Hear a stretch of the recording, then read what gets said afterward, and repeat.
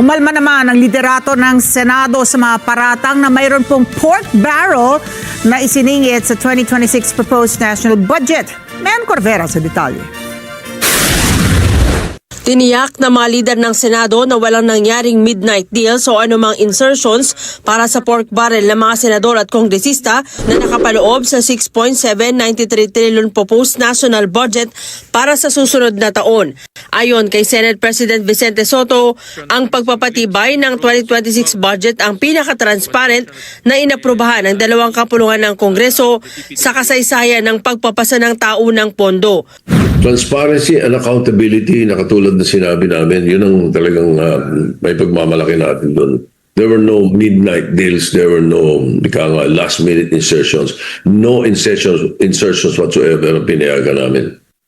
Umalma si Soto sa mga paratang na siningitan pa rin ng pork barrel ang pambansang budget.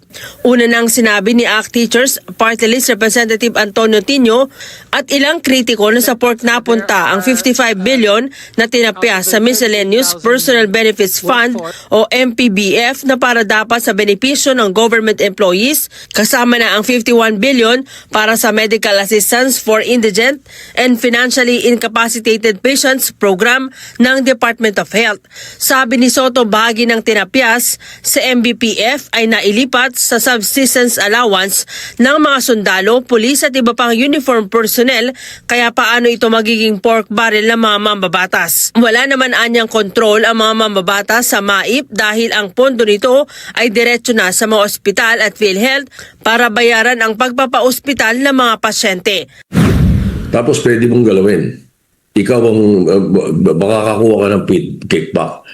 Paano ka makakakuha ng kickback sa mga mutual benefits ng uniform personnel? Sige nga, sasabihan mo sa lahat ng pulis at saka sundalo, no, bigyan niyo akong 10% o 15-20%. Ewan ko kung bakit may nakapagsasalita ng gano'n na pork barrel daw yun.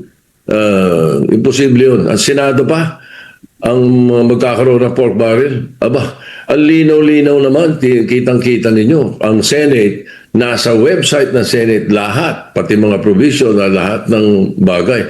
Kaya para magsalita ka ng ganun, abay, hindi ka nakakaintindi.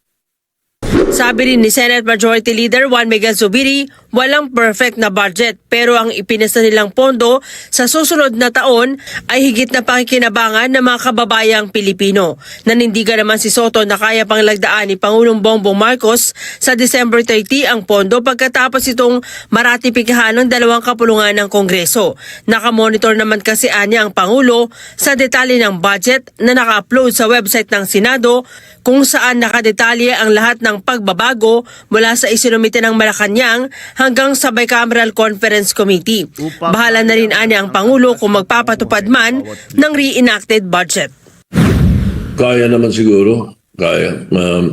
Tapos na eh. Tapos na as far as the GAB is concerned, as far as both houses are concerned. Tapos na eh. Nasa kamay na ng Pangulo ngayon yan. Kung madelay man sila, ilang araw lang. O siguro, pwede mong masabing nagkaroon ng reenacted budget for 2 days, 3 days, 5 days. Eh, noong panahon nga namin nila President Duterte, 3 months nga yung reenacted eh.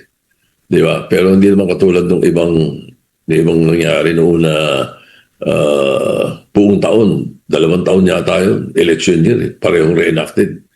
Buong budget, buong taon. Hindi mangyayari ngayon yun. Ito, matter of days. Kung hindi na monitor na Malacanang 100% until the 29th or the 30th, baka mapirma na the 30th. Kung na-monitor nila lahat. Ha? Kung hindi, meron pa rin mga safeguards ang palasyo dyan kung tutusin. So, hindi, madelay ba niyan? Magkaroon ng reenacted ba? What? 1, 2 days? January 3, 4, 5? Mayan Corvera para sa Mata ng Agila, matatag, matapang, matapat.